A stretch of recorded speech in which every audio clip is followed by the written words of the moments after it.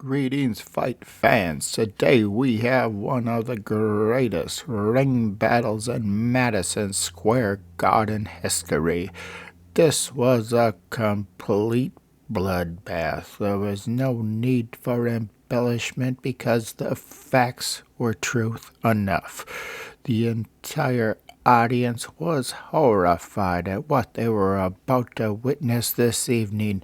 The women were shrieking in horror, only to several rounds later be in complete disgust as they were covered in various bloods of the two boxers.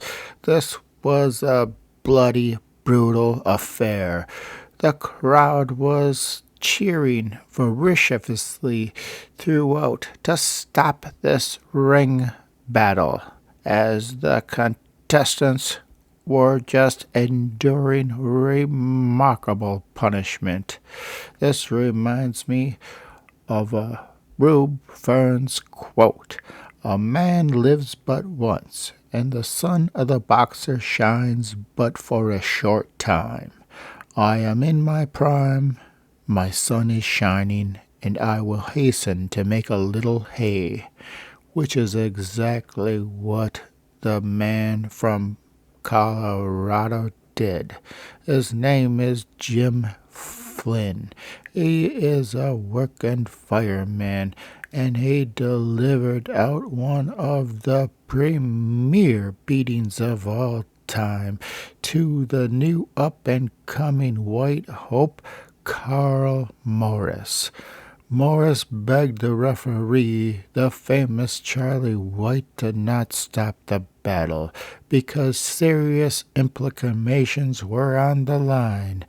This was going to be a future title shot with Jack Johnson, and Morris begged White not to stop the match, and White obliged him. And on went the two fighters in 10 rounds of one of the most vicious bloodbaths that ever took place in the entire history of Madison Square Garden. And now we are gonna give you the actual newspaper account. Ladies and gentlemen, it is now story time. All right. Thank you for the introduction there, my friend. Let me get myself situated here. So we're in for a real treat today. Not only are we going to hear stories of one of the great fights here, but this particular article I chose because the way it's written. So you're in for a real treat here. The writer of the article is Robert Edgren, Edgren,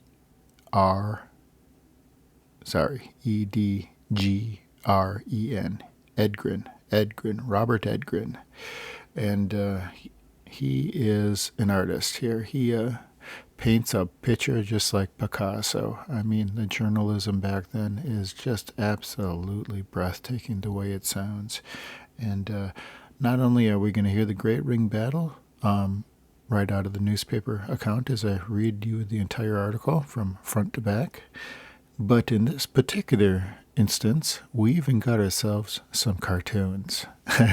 And everybody loves cartoons. I certainly do. So these are kick-ass cartoons. So we're going to really just enjoy this as Robert Edgren paints you a picture of one of the most fabulous ring battles of all time in Madison Square Garden history. This is taking place September 16th, 1911, and this is from the Evening World Post.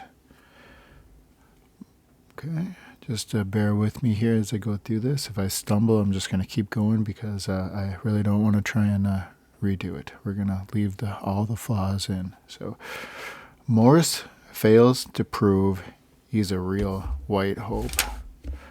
The Oklahoma Giant stands up and takes a beating from Jim Flynn, but shows little knowledge of fighting. By Robert Edgren, copyright 1911. Carl Morris of Oklahoma left the ring in Madison Square Gardens last night, an ex-member of the White Hopes. Jim Flynn of Pueblo, with one eye closed tight but a triumphant gleam in the other, stood in the corner looking out over the crowd and walking from thunderous applause that is due to the victor. The thunderous applause of victory he felt. There was not a sound, hushed above the crowd waiting, still staring at the ring as if it were the scene of some great tragedy. Impatient, Flynn turned and hustled away to his dressing room, and then the tension was broken. There was scuffling of feet, a buzz of conversation, and the blue-coated guardians of the garden showed the crowd towards the exit and out into the streets. Although defeated, the Oklahoma Giant lost no credit, for he fought through the 10 rounds with a courage that will never be forgotten by those who looked on. He was shown the desperate limit of that thing men call gameness. No greater gamer man ever fought in the ring than Carl Morris. In the very first round, his eyes were both partially closed. By the end of the second, he could hardly see, and Flynn was hammering him fearfully. Unable to stand off and box, Morris steadily pushed in against the battering and struck blow for blow at close quarters. Leaning in and taking whatever came with the hope of it last landing the one clout that might bring victory. He seemed to be impervious to punishment. Now and again he tottered for an instant, only to push forward again and fight with renewed fury. He fought with a fury seldom ever seen. He hit heavily, and every time he landed, Flynn's head bobbed back as if it had a hinge in his neck, like a cartoon. Boxing, and then his head flings back. But for all his willingness and aggressiveness and courage and strength, he was but a novice at the game. Carl Morris was. Long experience was Flynn's, and he made the most of it. He used every trick of the ring. His blows were delivered with the snap of a cracking whip. He knew how to hit. Morrison did not. The giant's hands drove out like pistons with relentless power, but without the snap that stings. He was hitting Flynn with pillows. Flynn was countering with bullets. Twice in the second round, Morris fought Flynn to his knees by the mere relentlessness weight of his attack, and Flynn, he would jump up unhurt each time in an instant. Along came the third round. Morris squint see out of his eyes in the third round. He was feeling for his man with one hand and hitting with the other. His face was puffing from the effects of Flynn's blows, for his skin and his flesh were soft. Absolutely blind, he refused to give an inch of ground, while Flynn hurried himself in and fought like a fury in vain effort to beat his man down. Here and there around the ring, men were calling out to Charlie White to stop the fight, as it was absolute, complete horror. And all the time, Morris pushed in against the storm of blows and struck out when he could feel his man in front of him. At the beginning, the symphony of the crowd was all with Flynn, the smaller man. Now, curiously enough, it had shifted to the big fella, Carl Morris. Now and then, when a well-struck blow staggered the furious fireman and drove him back, the crowd went absolutely crazy and cheered. When the third round ended and Morris went slowly to his corner and sat down, Charlie White followed him, greatly concerned of Carl Morris's condition. "Can you see it all?" asked White. "Oh, please don't stop it," begged Morris. "Please don't stop it. I'm not hurt." And away walked Charlie White in admiration. In the corner, Con Riley jumped up and whispered to Carl Morris. The giant nodded his head and leaned back on the chair. Riley, using the crude surgery of old-time fighters,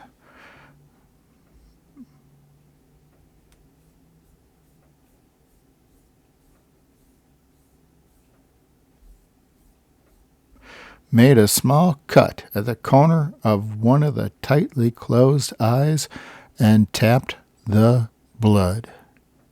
At the touch of the knife, the big man's legs, outstretched legs, quivered slightly, but the eye was opened a little, and just like Rocky Balboa, he was back. He could see again. He sat up straight and looked eagerly across the ring at Flynn with a big smile, and he said to his corner man, "I'm gonna get that fucker."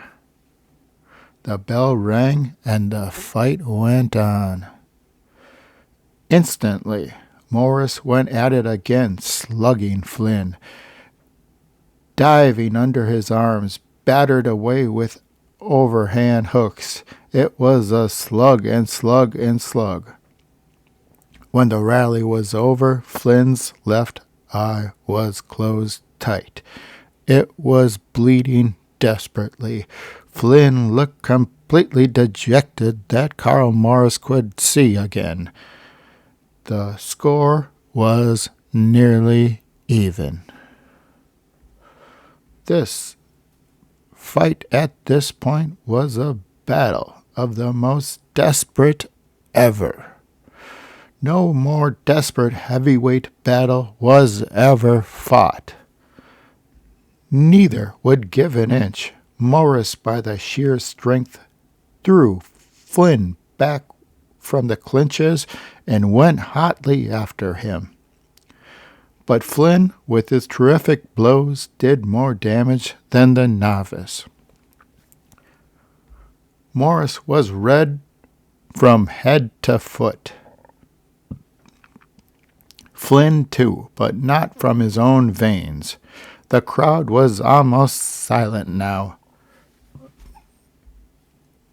Many were leaving their seats and straggling out towards the doors as they were unable to take what was soon becoming a desperate bloodbath of epical proportions. Others were urging Charlie White to stop the fight.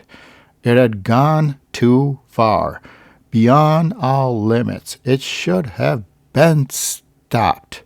But still, Morris begged White not to interfere with his chance, to give him a chance, and the referee kept his hands off of Carl Morris. It was turning into a slaughter, nothing less than a complete slaughter. The women were completely horrified from the entire crowd, and still Morris fought back. Flynn's blows landed with crushing force, and the giant would not go down. He would not even take a step backwards to escape. If it had been a war instead of a sport, it would have been magnificent. As it was, well, it wasn't a sport. In the 7th round, Senator Frawley told White to stop the bout. The men were red, like Indians. In Flynn's corner, Abe Attell, his second, was jumping up and down and shrieking, "Get him, Flynn! He can't see you! Finish him off!" Flynn tried desperately as he put every trick in his arsenal upon Carl Morris to try and knock him out. But he might as well have thrown his fist against a mountainside. Flynn was strong in spite of everything. His legs were steady as posts. It was impossible to upset him. Near the end of the round, he hammered Flynn until the fireman staggered and reeled away. Instantly, the crowd went wild with excitement as the action continued hotly. A pandemonium of cheers could be heard across the auditorium. The bell rang and Flynn wobbled unsteadily to his corner. "Please don't stop it," begged Morris. "I'm getting him now." White walked away in complete admiration for the Colorado giant. Morris turned the tide now and then. From time to the end, Flynn had the best of it again. There was more power behind his arms, more accuracy, and more skill in his hitting. Morris turned the tide now and then for a second, but in the main he was getting punishment.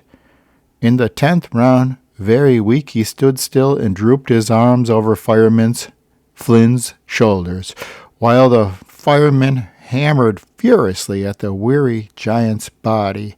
Even then, Morris would not go down, as he just smiled as Flynn pounded away. The last bell found him a wreck, a derelict, but as far as sinking ever could be.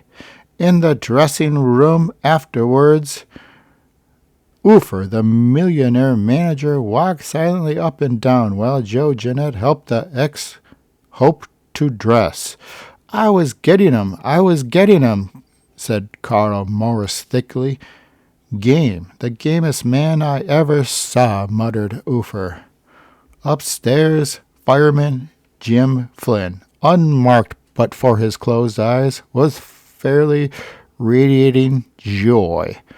"Who's the White Hope now?" he asked, and the crowd that always follows the victor answered with a sympathetic laugh. The audience last night was far below the usual standards of the day.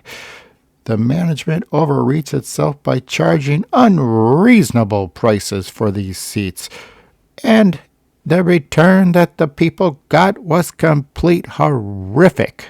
It was a bloodbath, and the fight fans stayed away.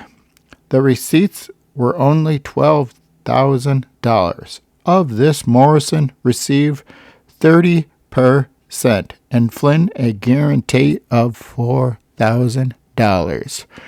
And this, ladies and gentlemen, was the temporary end of Carl Morris as the White Hope of the day.